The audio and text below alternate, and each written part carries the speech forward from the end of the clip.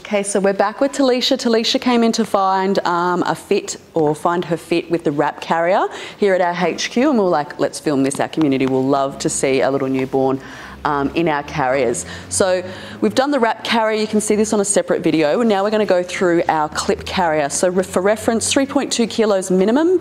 Our maximum's 20 kilos. But for this little baby today, Oriana is 3.7 and is 3 weeks old, just to give you some reference visually. And we'll also go through safe wear with the tiny little newborn in our clip carrier.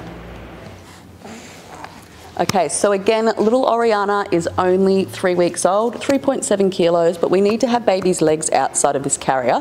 So that's why we've cinched in the seat section here.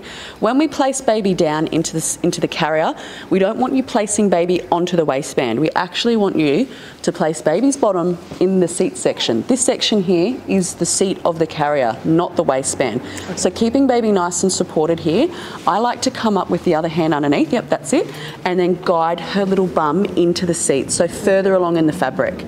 You'll see that the fabric, yep, so pop her further along into that pouch and then lift up that top panel.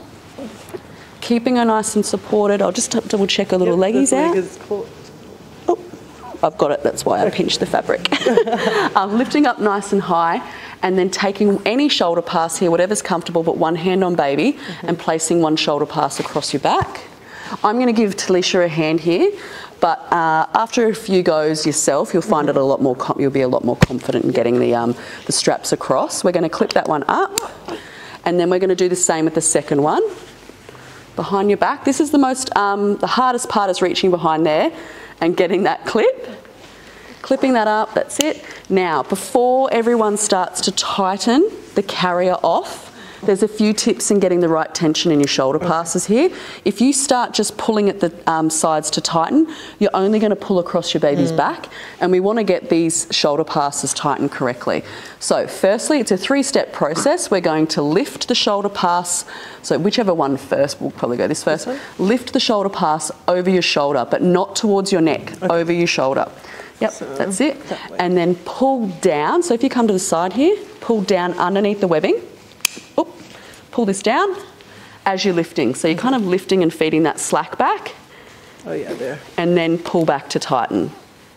Okay, I'm just going to double check. So around this way. So that's perfect. So that's increased, if you come around this way actually, that's increased the padded section to go further along your back here. You've lifted up the slack, pull down at the webbing, and then pull back to tighten. We're going to do the same with your other shoulder now. So you can go back around the front, lifting that shoulder strap across your shoulder, away from your neck, pulling under your arm the webbing here, and pull it down. Oh no, not the strap, the webbing at the back. Okay. So this is just to lower your padded section. Yep. Yep, that's it. And then pull back to tighten. So the 3 steps. That's it. So I think we could probably even lift a little bit more.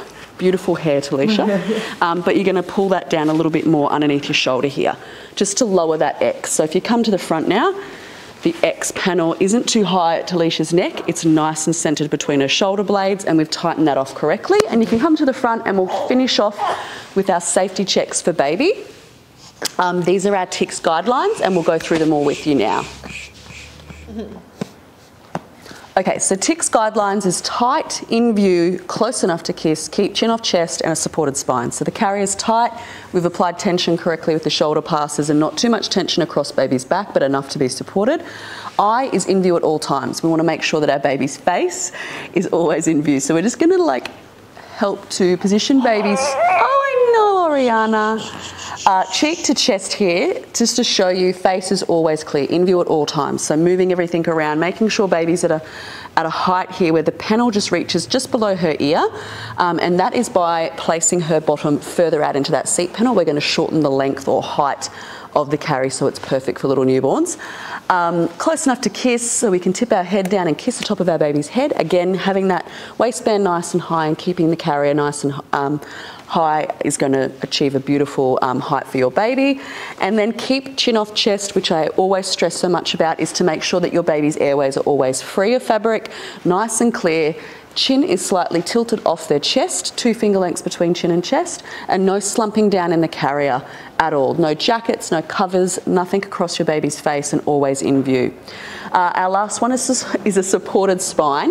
So you need to make sure that our baby is centered in the carrier. The spine is centered, so they're not skew-if in the carrier. So center your baby's spine, but we need to do the pelvic tuck in order to increase that C curve in the spine here. So Talisha's going to pop her hands in the carrier, or on the outside. Inside? But you can go inside, yeah, and just roll and tuck. So holding the back of baby's bum here, roll and tuck her groin up towards her belly button. Encourage those knees to go up and in towards her belly button and in between your breasts as well. And she's going to get in a nice deep-seated squat here. So that's perfect for our little newborn. Baby's going to be nice and comfy. Oh, I know, darling.